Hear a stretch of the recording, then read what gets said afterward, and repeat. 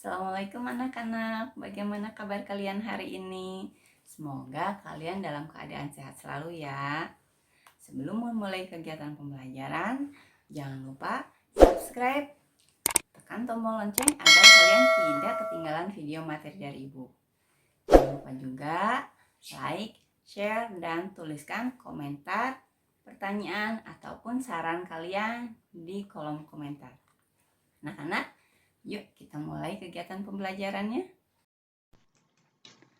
Kita akan membahas materi tentang pendidikan lingkungan hidup di kelas 3 ini.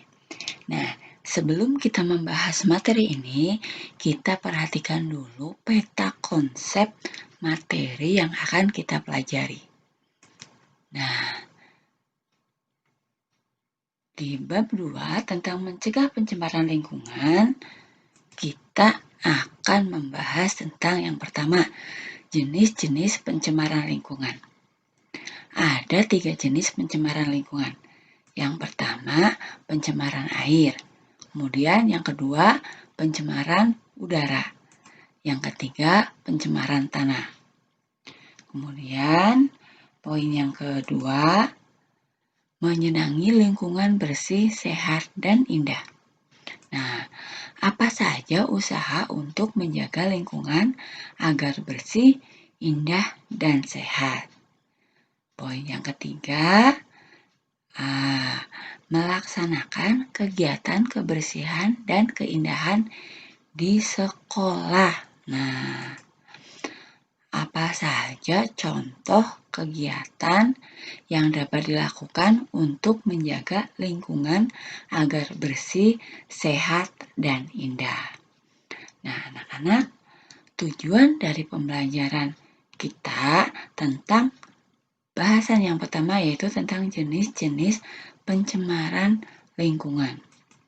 Nah, tujuan yang pertama dari pembelajaran ini adalah setelah mengamati penjelasan Ibu, kalian dapat menyebutkan jenis-jenis pencemaran lingkungan. Kemudian, yang kedua, setelah mengamati lingkungan, kalian dapat menjelaskan penyebab terjadinya pencemaran.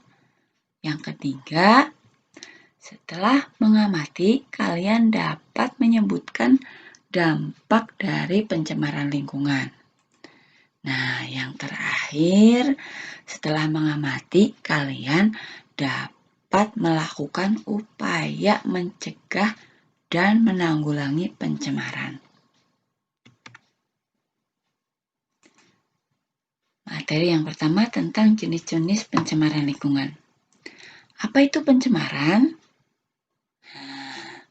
Ya, pencemaran adalah masuknya suatu zat atau komponen lainnya ke dalam lingkungan. Zat atau bahan yang dapat mengakibatkan pencemaran disebut sebagai polutan. Ciri-ciri zat sebagai polutan jika keberadaannya dapat menyebabkan kerugian terhadap lingkungan hidup. Contohnya, karbon dioksida bermanfaat bagi tumbuhan jika jumlahnya sesuai.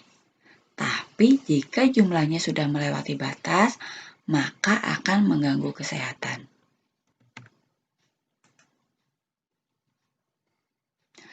Apa saja ciri-ciri zat sebagai polutan? Yang pertama, jika jumlahnya sudah melebihi jumlah normal.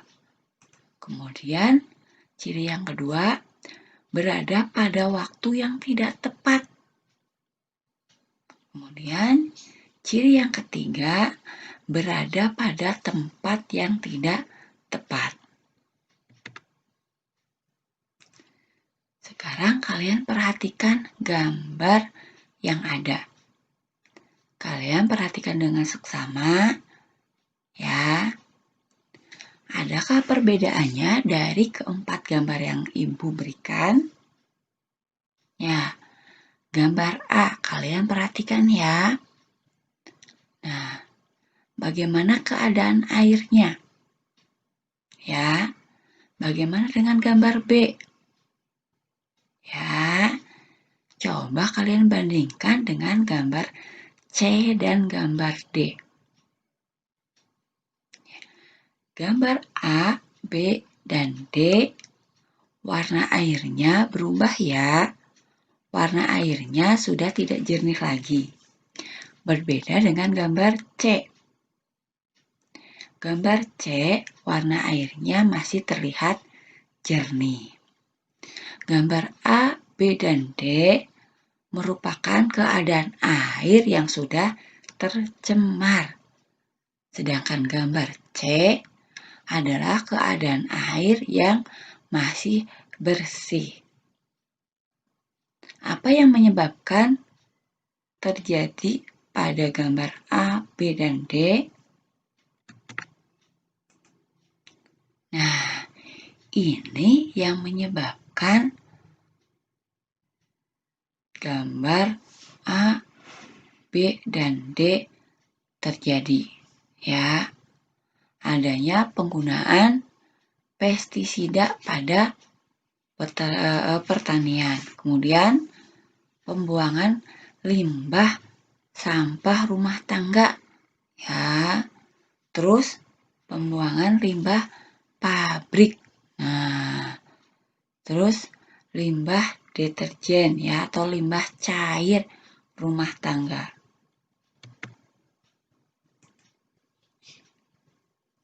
Penyebab pencemaran air yang terjadi yang pertama karena adanya sampah limbah rumah tangga seperti air deterjen atau minyak bekas memasak. Kemudian sampah atau limbah industri pabrik. Dan yang ketiga, sisa-sisa pupuk atau pestisida dari daerah pertanian. Yang keempat, limbah kotoran ternak. Nah, yang kelima, pencemaran air dari sektor pertambangan. Nah, yang terakhir, tumpahan minyak di laut. Bagaimana ciri-ciri air tercemar? Nah, ciri-ciri adanya pencemaran air yang pertama, adanya perubahan warna, misalnya menjadi keruh atau hitam. Seperti pada gambar yang tadi Ibu berikan ya, pada gambar A, B, dan D. Kemudian yang kedua, adanya perubahan bau. Ya, yang ketiga, adanya perubahan rasa. Yang keempat, timbul endapan atau bahan pelarut. Yang kelima, berkembangnya hewan-hewan kecil atau mikroorganisme. Terus, apa saja akibat dari pencemaran air ini? Yang pertama, air akan menjadi sarang penyakit. Yang kedua, biota air akan mati. Yang ketiga, ekosistem air menjadi rusak. Yang keempat, keseimbangan lingkungan menjadi terganggu. Yang kelima, merugikan nelayan karena ikan-ikan yang ada di sungai atau di laut kemudian menjadi mati. Yang keenam, akan menimbulkan erosi. Yang ketujuh, sumber air bersih menjadi berkurang. Nah, bagaimana cara mencegah dan menanggulangi pencemaran air? Adakah kalian yang tahu? Nah, ya, caranya. Nah, cara menanggulangi pencemaran air yang dapat kita lakukan, baik kita sebagai individu maupun kelompok dalam masyarakat. Hal yang paling mudah, yang pertama, membuang sampah pada tempatnya. Kalian dapat dilakukan dimanapun kalian berada ya, baik di rumah, di sekolah, ataupun di lingkungan masyarakat.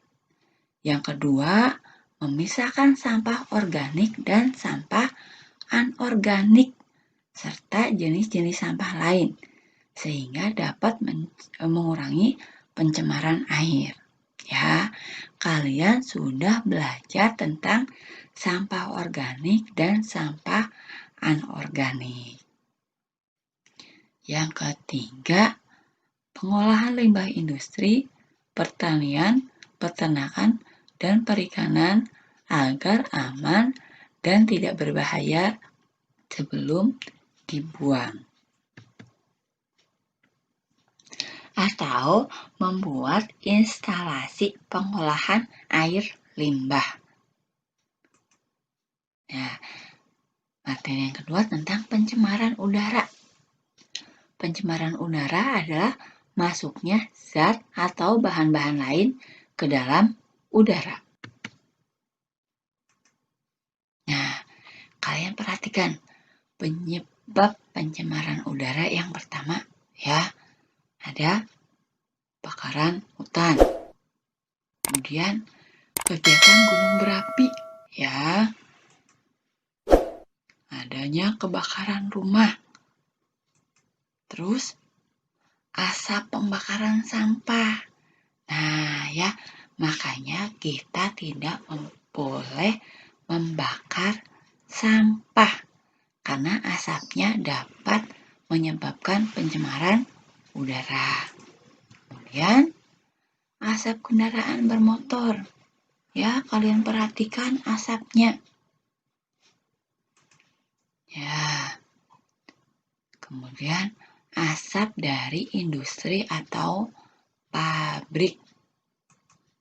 Nah, ada asap rokok. Ya, ternyata asap rokok juga menyebabkan pencemaran udara. Yang terakhir, sampah yang membusuk. Ya, sampah yang membusuk juga dapat menyebabkan terjadinya pencemaran udara. Ciri-ciri dari pencemaran udara yang pertama ya, berbau menyengat.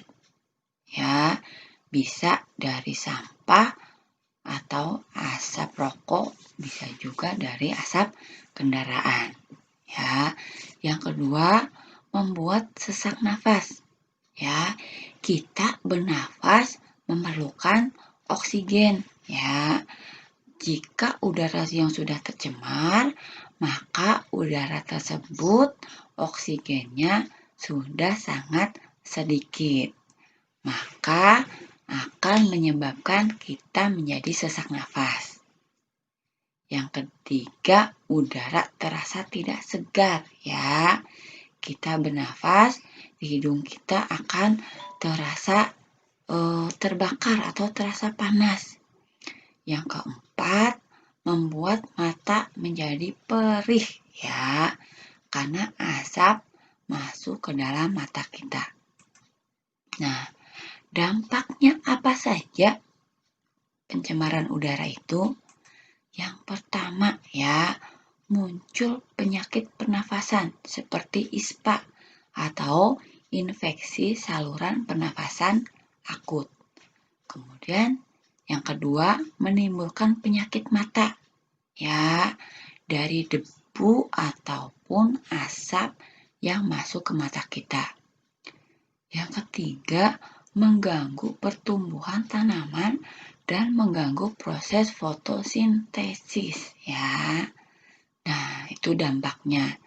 Jika pertumbuhan tanaman dan proses fotosintesis terganggu, maka tanaman akan terganggu pertumbuhannya ya, sehingga jumlah tanaman akan menjadi berkurang.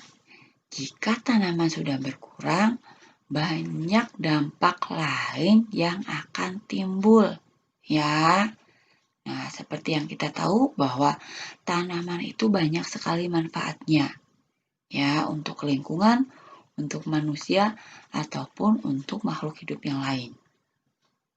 Tanaman merupakan salah satu makhluk hidup ya, yang bisa mencegah baik pencemaran udara, pencemaran tanah, maupun pencemaran air. Nah, bagaimana upaya untuk mengurangi dampak pencemaran udara. Yang pertama, menggalakkan penanaman pohon atau tanaman hias di sekitar kita. Yang kedua, menggunakan bahan bakar kendaraan yang ramah lingkungan, serta memasang filter pada knalpot. Yang ketiga, menggunakan bahan bakar industri yang aman bagi lingkungan, serta pemasangan filter pada cerobong asap. Yang keempat, mengurangi atau menghindari penggunaan gas kimia yang dapat merusak lapisan ozon di atmosfer. Yang kelima, menggunakan masker ya di lingkungan yang udaranya sudah tercemar ya, sehingga kita tidak terkena penyakit pernafasan. Anak-anak, kita lanjut ya tentang pencemaran yang ketiga, yaitu pencemaran tanah. Apa saja sih penyebab pencemaran tanah? Nah, yang pertama, sampah anorganik ya. Kemudian yang kedua, limbah cair dari proses produksi ya. Yang ketiga, limbah industri ya. Limbah oli ya, itu bisa menyebabkan pencemaran tanah. Yang keempat, limbah cair tentang pengolahan logam ya. Kemudian yang kelima, limbah pertanian ya. Apa saja akibat dari pencemaran tanah ini? Nah, akibat dari pencemaran tanah yang pertama, timbunan sampah dapat menyebabkan tanah jadi tidak dapat dimanfaatkan ya. Yang kedua, timbunan sampah dapat menyebabkan tanah menjadi asam ya dari air sampah itu ya, atau dari lini. Lini itu apa ya? Cairan yang kental yang hasil dari sampah ya. Itu menyebabkan tanah menjadi asam. Yang kemudian yang ketiga, sampah anorganik ya. Bukan sampah organik, tapi sampah anorganik dapat menyebabkan tanah tidak dapat ditembus oleh akar. Yang keempat, limbah cair rumah tangga ya dapat merusak kandungan air tanah. Kemudian yang kelima, limbah produksi. Limbah produksi dapat mengakibatkan pembusukan yang akhirnya menyebabkan tanah menjadi tidak produktif lagi. Yang keenam, pupuk yang berlebihan membuat tanah menjadi asam. Yang terakhir, pestisida menyebabkan hewan yang menguntungkan ikut mati. Nah, anak-anak, kita bahas tentang upaya mencegah dan menanggulangi pencemaran tanah. Apa saja upaya yang dapat kita lakukan? Yang pertama, kita memilah sampah ya.